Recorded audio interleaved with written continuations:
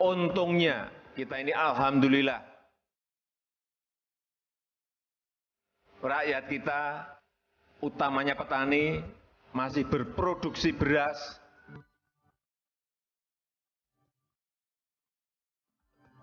Dan sudah 3 tahun kita tidak impor beras lagi. Biasanya kita impor 1,5 juta ton, 2 juta ton. Ini sudah tidak impor lagi. Ini Menteri Pertanian hadir di sini. Terima kasih Pak Menteri.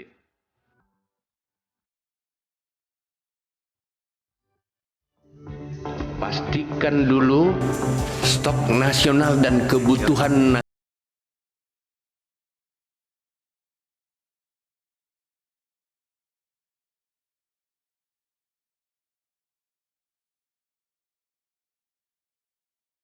Pemirsa, dalam 3 tahun ini Presiden Joko Widodo dan Wakil Presiden Ma'ruf Amin berhasil melakukan capaian-capaian di berbagai bidang, termasuk dalam bidang pertanian. Lalu bagaimana peran Kementerian Pertanian dalam ketahanan pangan Indonesia? Kita akan bahas bersama dengan Menteri Pertanian Syahrul Yassin Limpo. Sudah bersama kami di sini, Pak Syahrul, apa kabar? Kabar baik, Assalamualaikum warahmatullahi wabarakatuh. Baik. Selamat malam para Salam pemirsa. sehat selalu Pak Menteri. Tapi sebelum kita mulai perbincangan, kita akan simak bersama paparan oleh rekan kami Kevin Egan terkait dengan capaian-capaian di bidang pertanian. Silakan Egan. Terima kasih pemirsa. Ancaman krisis pangan di depan mata, banyak hal yang mempengaruhinya seperti perubahan iklim hingga perang dari Rusia dan Ukraina. Tapi Indonesia yakin bisa mencegah dampak buruk dari krisis pangan yang menjadi ancaman ini. Kita bisa lihat hal ini dari capaian Presiden Jokowi dan Ma'ruf Amin dalam 3 tahun terakhir. Anda dapat melihat hal itu dari grafis di sebelah kanan saya, pemirsa. Salah satu capaiannya adalah kemampuan Kementan untuk mampu menahan impor selama 3 tahun berturut-turut. Ini patut kita apresiasi. Pemirsa, sudah sejak tahun 2019 hingga tahun 2021 kita tidak lagi melakukan impor terhadap beras. Nah, atas hasil ini International Rice Research Institution memberikan penghargaan keberhasilan Indonesia swasembada beras. Menurut Presiden Joko Widodo, salah satu pendorong penghentian impor beras adalah banyaknya pembangunan bendungan dan irigasi di dalam negeri. Nah, harapannya bisa meningkatkan produktivitas pangan kita. Nah, pertanyaannya kemudian berapakah stok beras nasional kita? Nah, kita akan bisa lihat di slide berikutnya. Pemirsa, mohon bisa ditampilkan. Nah, menurut survei cadangan beras nasional pada tahun 2022, stok beras nasional periode 31 Maret 2022 saja setidaknya sudah mencapai 9,11 juta ton dan angka ini diperkirakan akan terus bertambah. Nah, survei ini meliputi penghitungan ketersediaan cadangan beras di tingkat rumah tangga, penggilingan, pedagang beras, bulog, dan juga industri, di mana stok beras terbesar berada di rumah tangga dengan volume rata-rata yang mencapai 6 juta ton.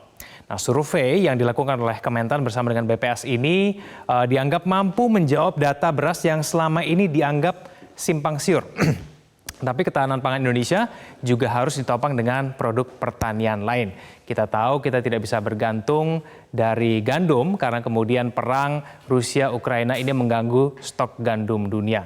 Nah, kita akan melihat kemudian di slide selanjutnya, pemirsa, Presiden Joko Widodo juga sudah mengatakan bahwa salah satu alternatif dari gandum itu adalah sorghum. Nah, pada bulan Agustus 2022, Menteri Pertanian Syahrul Yassin Limpo bersama dengan Bupati Lamongan melakukan panen sorghum di Kecamatan Sugio. Nah, apa itu kemudian sorghum? Kita akan melihat kemudian di slide selanjutnya, pemirsa.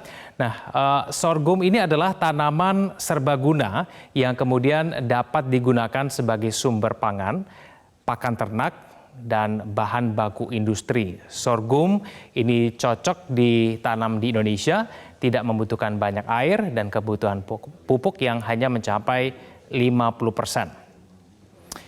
Nah, kita bisa melihat di slide selanjutnya, pemirsa, bahwa selain buahnya, batangnya juga bisa digunakan untuk gula dan daunnya bisa digunakan juga untuk pakan ternak. Nah, Indonesia berharap mencapai swasembada pangan. Bagaimanakah kemudian hal ini bisa kita capai, pemirsa? Strateginya apa saja?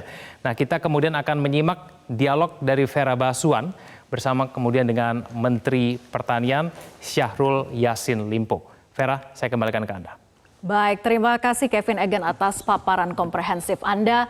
Dan tadi kita sudah simak bersama, namun kita akan perbincangkan hal ini bersama Menteri Pertanian usai jeda. Tetaplah bersama kami.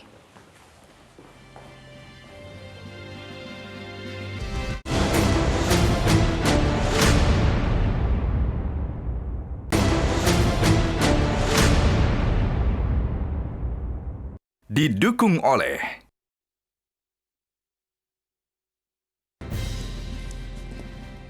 Anda kembali bersama kami di Presiden Corner Spesial, masih bersama Menteri Pertanian. Pak Menteri, kita tahu bahwa saat ini dunia global sedang dihadapi berbagai macam tantangan. Pasca pandemi adalah pemulihan ekonomi secara global begitu ya, terlebih juga Indonesia. Kemudian ditambah lagi perubahan iklim, ada lagi ketegangan politik yang berkepanjangan Rusia, Ukraina. Ini mempengaruhi kondisi pangan dunia. Sejauh ini bagaimana sebetulnya kestabilan, ketahanan pangan domestik kita? Apakah benar-benar aman, Pak? Ya, tentu saja pangan menjadi salah satu hal yang sangat penting, strategis, dan sangat dalam artinya bagi kehidupan sebuah negara dan bangsa. Jangan lupa Indonesia ini 273 juta orang kurang lebih yang harus makan. Dan harus pangannya tidak boleh berspekulasi, harus siap. Oleh karena itu kalau pertanyaan bagaimanakah kesiapan kita menghadapi ada krisis pangan global, ada perang, ada climate change, tak ada jawaban yang lain, harus kita siap. Dan seperti apakah kesiapan pangan kita? Sebenarnya bicara pangan itu bukan cuma beras. Ada 12 komoditi, di antaranya beras, jagung, kedelai, bawang merah, bawang putih, cabai besar, cabai rawit, daging sapi kerbau, daging ayam ras, telur ayam ras, gula konsumsi, minyak goreng, dan ini kita jaga dengan kuat. Neraca kita dari 3 tahun terakhir menunjukkan semua berjalan sangat baik, katakanlah cukup aman. 3 tahun kita lewati ini sangat-sangat aman. Bahwa ada di antara 12 komoditi itu bersubstitusi impor, antara lain misalnya bawang putih. Itu kan bawang putih hadir di daerah subtropis, ya. Bisa ditanam di kita, iya, tapi sangat-sangat lebih baik tanam bawang merah lah, kurang lebih seperti itu. Karena kita juga harus jual sawit kita ke India misalnya. Ada masalah sapi. Ya. Ini memang menjadi bagian-bagian yang dipenuhi oleh importasi. Kemudian masalah kedelai. Dan ya, saya kira beberapa hal seperti ini memang ada, tetapi dari neraca yang kita siapkan khususnya di 2022, ini semua aman, cukup baik. Bahkan kalau kita bicara beras sebagai sebuah komponen yang paling strategis dan dasar, insya Allah hari ini juga kita mengatakan, kita pede mengatakan kita punya stok beras 10,2 juta ton. Kita akan masih menuai panen-panen berikutnya pada waktu yang akan datang yang cukup besar. Bahkan artinya Indonesia berhasil swasembada beras. Ya, dalam COVID ini bahkan kalau kita lihat dalam data yang bertumbuh sangat positif dan menjadi bantalan ekonomi Indonesia adalah pertanian. Dia pernah tumbuh PDB 16,2% dibandingkan sektor lain. Oleh karena itu saya kira pertanian dan ketahanan pangan Indonesia salah satu ketahanan pangan yang menurut FAO menjadi leader pada negara tropis. Sistem ketahanan pangan kita mendapatkan penghargaan dari FAO. Saya kira bisa lihat datanya. Yang lain merah. Ini pengaruh COVID kemarin 2 tahun lebih. Ternyata pertumbuhan pertanian yang berkembang cukup baik. Tidak hanya itu, Vera. Kalau kita mau lihat ekspor kita tumbuh. 2020-2021 itu tumbuh menjadi katakanlah 15% lebih. Zaman-zaman Orde Baru saja tidak pernah di atas 15%. Lihat datanya, data ini data BPS. Kemudian di 2021 itu bahkan di atas 38%. Dan itu mengkontribusi 600, berarti semua komoditi pertanian tropis kita itu diminati oleh cukup terbuka luas, dan ini menjadi pembelajaran untuk kita katakan kita harus pede, pertanian kita given Allah dengan alam yang kita miliki, kita bisa. Memang harus kerjasama ya. Bukan hanya itu, nilai tukar petani juga naik. Ini data BPS bukan data Kementan. Baik. Nah, kalau begitu nilai tukar petani itu nilai kesejahteraan petani. Petani cukup mendapatkan, data ini menunjukkan dari 99% menjadi 106. Sebenarnya di RPJM, Rencana Pembangunan Jangka Menengah Nasional itu, dia di 2024 baru 104-105. 2 tahun ini kita capai 109. Baik. Kita harus pede mengatakan kita memiliki sistem dengan kerjasama dengan semua pihak, keterlibatan para bupati, para gubernur dengan baik. mampu menjaga ketahanan pangan yang masing-masing wilayahnya cukup bertumbuh, akhirnya secara nasional kita firm mengatakan katakanlah ketahanan pangan kita cukup bisa menghadapi berbagai gejolak insya Allah ke depan, insya Allah. Ya, Pak Menteri selalu mengatakan bahwa kepercayaan diri begitu ya terhadap ketahanan pangan kita. Tapi dalam kondisi aman kita harus tetap waspada begitu ya, mengingat tantangan pangan di masa mendatang ini akan semakin tinggi ancaman krisis pangan, bahkan telah banyak dialami negara-negara di dunia. Artinya harus ada kewaspadaan dengan strategi-strategi yang tepat. Nah, strategi yang tepat ini apa kiranya yang sudah dilakukan oleh Kementan? Jadi memang ada, ya tentu saja banyak strategi, kita akan bicara banyak. Tetapi kami harus jaga kebutuhan dasar nasional kita. Khususnya di 12 komoditi yang saya sudah sampaikan tadi. Semua daerah harus menjaga, kita harus punya mapping, yang mana daerah produsen kita, yang mana daerah sorted kita yang kekurangan, bagaimana mengatur ekosistem dan logistiknya, dan seperti itu harus kita persiapkan. Dan ini sudah berjalan sebenarnya. Tetapi yang lebih penting, besok itu kita hadapi krisis global yang pasti kita juga terimbas kan, mau atau tidak.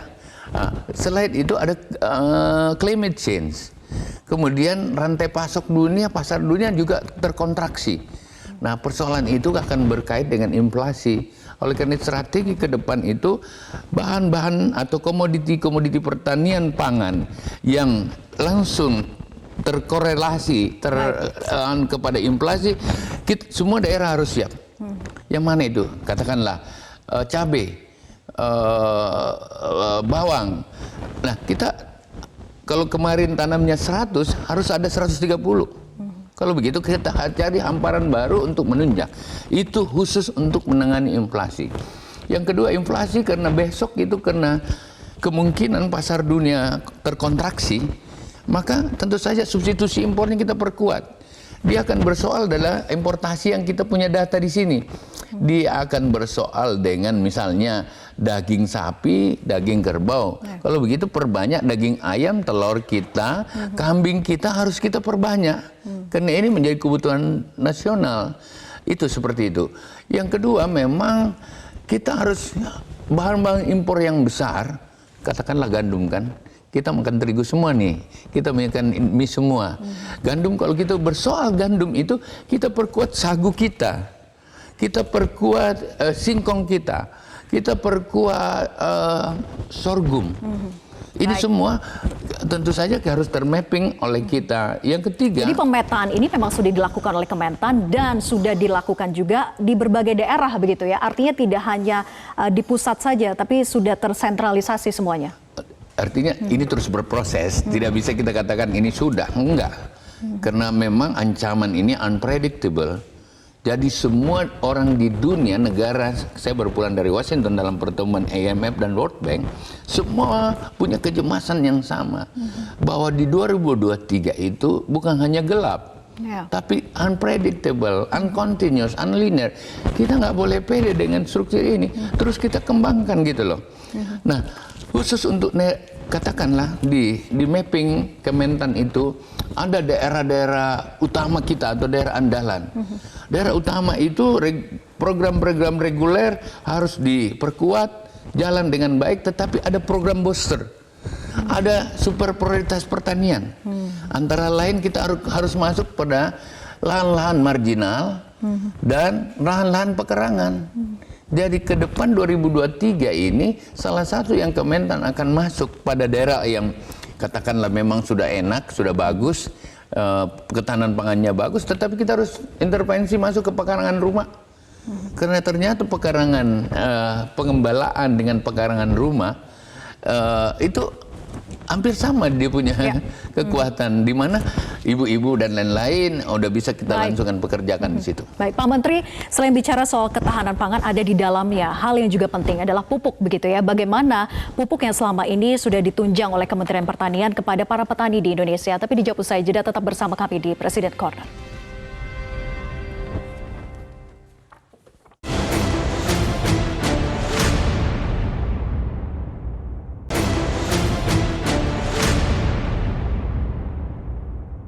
Didukung oleh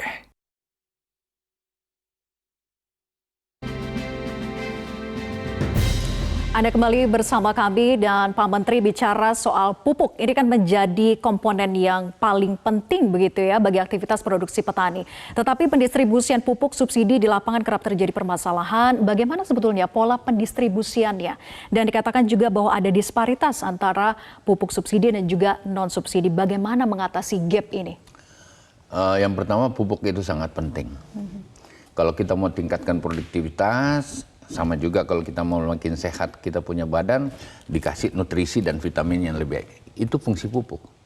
Oleh karena itu, negara-negara lain juga memprioritaskan pupuk itu sangat-sangat luar biasa. Ya. Nah, persoalannya adalah kita ini negara besar. Ya. Jumlah petani kita 40 jutaan lebih. Nah, kalau kita mau intervensi pupuk, paling dasar itu minimal 24 juta ton. Sementara kemampuan keuangan yang ada selama ini hanya bisa 8,7 juta ton. Oleh karena itu bukan langkah, bukan terjadi masalah yang di lapangan seperti apa, tetapi yang benar adalah memang kita kurang. Yang diminta harusnya paling minimal 24 juta ton, negara hanya mampu siapkan 9 juta ton. Nah, persoalannya Vera, seluruh dunia harga pupuk naik 3 kali lipat karena ketegangan Ukraina lah macam-macam itu, geopolitik yang bermain, itu dan lain-lain itu membuat pupuk di dunia itu naik 3 kali lipat harganya. Bapak Presiden Jokowi memberi kebijakan bahwa tidak boleh ada pengurangan pupuk. Jadi tidak ada pupuk yang dalam pengertian kurang, tetapi kemampuan keuangan kita yang 25 triliun itu hanya bisa memenuhi 9 juta. Bagaimana melakukannya supaya 9 juta ini tetap bisa secara kuat mensupport ketahanan pangan kita? Dari 69 jenis yang dikasih pupuk dalam subsidi itu pertajam ke hanya 9 komoditi saja yang betul-betul harus mendapatkan pupuk, karena itu menjadi pangan dasar kita. Satu. Yang kedua, jenis pupuk yang 6-7 jenis itu disimpulkan NPK urea saja dengan NPK. Urea itu untuk kesuburan tanaman, NPK untuk pembuahannya supaya buahnya jadi banyak, jadi besar dan lain-lain. Jadi cuma 2 itu. Jadi kebijakan negara melalui Bapak Presiden Pak Jokowi itu tidak boleh ada pengurangan, kurang lebih. Ya, jadi tidak ada pengurangan. Cuma memang terjadi penajaman yang tadinya 69 mulai dengan macam-macam itu cuma 9 komoditi. Nah, ini. Oleh karena itu insya Allah kita berharap pupuk kita ini tidak kurang. Tetapi tidak semua harus menggunakan pupuk subsidi. Nah, pertanyaan Vera tadi, gimana yang tidak non-subsidi? Itu harus diambilkan melalui KUR. Kredit usaha rakyat itu juga jangan dikira bukan bantuan pemerintah. Dari mestinya katakanlah bunganya di atas 10%, sekarang diperkecil menjadi 6-3%, itu bagian-bagian dari itu. Kenapa? Karena pertanian itu kan berskala ekonomi. Kalau kita kasih pupuk naik 1 ton, 2 ton. 1 ton, 2 ton ini udah bisa membayar pupuk yang kita pakai. Yang lain adalah mengajarkan pupuk organik. Jadi ada program Kementan itu UPO namanya, bahkan dengan rumput-rumput yang ada di sekitar lahan-lahan pertanian itu bisa menjadi pupuk itu sendiri. Dan itu justru lagi diminati dengan harga yang cukup baik di luar negeri dengan menggunakan pupuk organik itu. Menyinggung soal KUR tadi yang Pak Menteri sampaikan, apakah memang tidak ada syarat yang menyulitkan? Tadi Anda katakan bahwa memang bunganya rendah, tapi sejauh ini apakah syarat pembiayaannya memang mudah juga dijangkau oleh para petani? Intinya sih seperti ini, saya tidak mengandalkan APBN. APBN kita cukup kecil kalau dibandingkan dengan luas yang harus kita itu realita yang dihadapi begitu ya. Tetapi Bapak Presiden memberikan kebijakan kredit usaha rakyat. Kredit usaha rakyat saya pakai dari target 50 triliun 2020 menjadi 55 triliun. Kamu tahu nggak? Yang macet 0,03%. Berarti everything happy. 0,03. Di 2021 kita pakai, ada datanya kan, di 2021 dikasih target 70, kami pakai 85 triliun. 85 triliun, mungkin ini bukan miliar loh. Dan ternyata hasilnya itu ya macet 0,6. Jadi kalau ya tentu ada jelimet lah, tapi tidak berarti secara keseluruhan karena ternyata kita pakai. Ini tahun kita sudah di atas 90 triliun. Kami insya Allah akan capai di atas 100 triliun ini Dengan tahun. kata lain efektif membantu begitu ya bagi para petani. Kan gini, petani butuh modal kan. Betul. Tapi ini berskala ekonomi. Tidak ada lagi yang bersifat bantuan gratis dari pemerintah. Itu zaman Orde Lama itu. Yang sekarang ini, ayo hitung. Kalau harganya 1 ton berapa, per hektarnya berapa hasilnya, berarti sekian uangnya. Oleh karena pakai modal sekian, ini hasilnya seperti itu. Baik. Pak Menteri, yang juga tidak kalah penting adalah soal kesejahteraan petani yang seiring juga dengan kemandirian petani dan menghadapi juga dengan tantangan pertanian modern begitu ya. Bagaimana ini semuanya bisa inline, Pak? Saya tetap menjaga dan berpihak pada petani saya. Dan Bapak Presiden selalu, tidak boleh kita hanya memikirkan produksi, tapi petani seperti apa. Nah, oleh karena itu memang kadang-kadang harga di pasar tinggi, tetapi di petani dapat, ya katakanlah standar-standar aja. Nah, ini berarti ekosistem pertaniannya harus diperbaiki.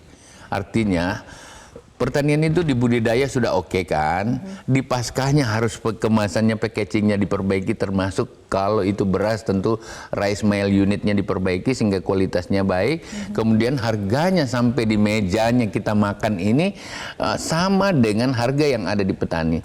Nah, ini menjadi PR untuk saya dan Bapak Presiden memang mengatakan bahwa semua yang ditanam petani sebaiknya diserap, dan penugasan pada Bulog itu, ya Bulog tentu tidak dibawa ke Mentan, tetapi kita udah sepakat bersama Mendak, Menteri BUMN untuk menyikapi. Tugas saya Vera adalah produksi. Jadi kalau tanya produksi itu tanggung jawab saya. Kalau dia kurang, tanggung jawab saya. Minyak goreng itu produksinya saya, tapi yang jualnya bukan saya. Gitu, harganya juga bukan saya. Tetapi Bapak Presiden udah minta kita tidak boleh jalan sendiri-sendiri, nanti distorsi. Oleh karena itu kami coba menyiapkan, aku totally melihat pemetaan terhadap produksi yang dibutuhkan, atau dengan kata lain ketersediaan, saya tanggung jawab, saya mapping setiap minggu di mana tempatnya itu. Kemudian tentu saja akan saya dorongkan Mendak beli di sini, harus lihat di daerah. Terus ada Badan Pangan Nasional yang akan memetakan, oh dari sini harusnya daerah produsen ke daerah pengguna harus di mapping dan dibangun buffer stock atau sistem logistik yang kuat pada daerah. Jangan lupa negara kita bukan negara kontinental kan, kita negara kepulauan. Jadi masalah transportasi itu distribusi itu persoalan-persoalan. Oleh karena itu jawaban ke depan dan itu yang mengaruhi acuan harga juga akan dari para petani begitu otomatis ya? Tapi pelan-pelan kami bersama menteri lain diminta oleh Presiden untuk coba membangun konsepsi untuk itu gitu loh. Baik, Pak Menteri, bagaimana dengan dukungan dari Kementerian Pertanian terkait dengan pertanian modern? Ada yang namanya taksi Al-Sintan. Mungkin bisa dijelaskan lebih lanjut sebetulnya seperti apa output dan juga implementasinya sejauh ini? Enggak gini, kita punya lahan cukup besar. Negara ini negara besar, dengan demikian lahannya besar. Tetapi kalau dia dengan sistem manual, maka losisnya saja antara 9 sampai 13% losis. Kita kehilangan hasil. Yang pakai dipukul, yang pakai dipikul, yang jatuh-jatuh banyak banget kan. Itu losisnya di atas 11%. Oleh karena itu mau atau tidak harus masuk di mekanisasi. Tapi mekanisasi jangan lagi bagi-bagi traktor. Dikasih, kamu mau nggak? Ini kan barang harus dipersewakan, harus jalan. Nah sekarang pemerintah sudah siapkan kamu kredit usaha rakyat dengan bunga yang sedikit. Oleh karena itu pakai taksi Al-Sintan di situ. Kayak taksi biasa. Kita taksi yang di jalan yang dipanggil, ayo naik sekian. Kalau dia 10 misalnya 20 karung, keluar 1 karung. Kan gitu. Itulah yang membayar taksi Al-Sintan itu sesudah taksi Al-Sintannya ada. Dan minimal dia punya header lane atau satu taksi Al-Sintan harus ada hamparan 200 hektar yang dia bisa penuhi, maka pengembaliannya juga dalam 2 tahun bisa kembali. Itu hitungan kita. Taksi Al-Sintan itu terdiri atas traktor roda 2, 4 biji, traktor roda 4 2 biji, pompa air ada di situ, multivator ada di situ, dan berbagai aspek itu. Termasuk memperbaiki rice mill unit kita. Kalau penggilingan padi zaman dulu losisnya banyak banget. Secara paralel memang diupayakan betul begitu ya untuk perbaikan juga sistem modernisasi dari pertanian kita. Harus. Tantangan yang ekstrim seperti cuaca ini hanya bisa dengan pompa air yang makin baik. Karena irigasi harus diatur. Kalau dia banjir harus dipompa keluar. Kalau dia kurang, pompa masuk ke dalam. Contoh verbalnya seperti itu. Yang kedua, smart farming harus main dengan sistem UP, terutama di kota. Di kota ini siapa bilang tidak bisa bertani? Dengan di dalam kontainer bisa bertani kok. Di dalam rumah bisa bertani. Nah, itu kita akan intervensi masuk secara pertahanan dengan yang seperti itu. Bahwa ya kita tidak hanya menanam padi dan lain-lain komoditi itu di hamparan, tetapi di pekarangan pun pertanian akan hadir. Nah, mudah-mudahan ini semua menjawab tantangan-tantangan kita ke depan yang tentu saja harus bisa kita katakan bahwa optimis kita harus bisa sepanjang kebersamaan tetap terjaga dengan baik. Optimis tapi tetap waspada dengan segudang kunci tadi yang sudah disampaikan dan juga strategi. Terlebih kita juga harus merasa optimis ditambah dengan penghargaan yang kita peroleh begitu ya. Hasil keberhasilan swasembada beras kita mendapatkan penghargaan dari International Rice Research Institute. Terima kasih Pak Menteri, banyak sekali sebetulnya yang ingin kita bahas dalam kesempatan kali ini namun durasi kita terbatas. Terima kasih sekali lagi Pak Menteri Pertanian Bapak Syahrul Yassin Limpo sudah bergabung bersama kami. Dan pemirsa, demikianlah President's Corner Spesial 3 tahun pemerintahan Presiden Jokowi.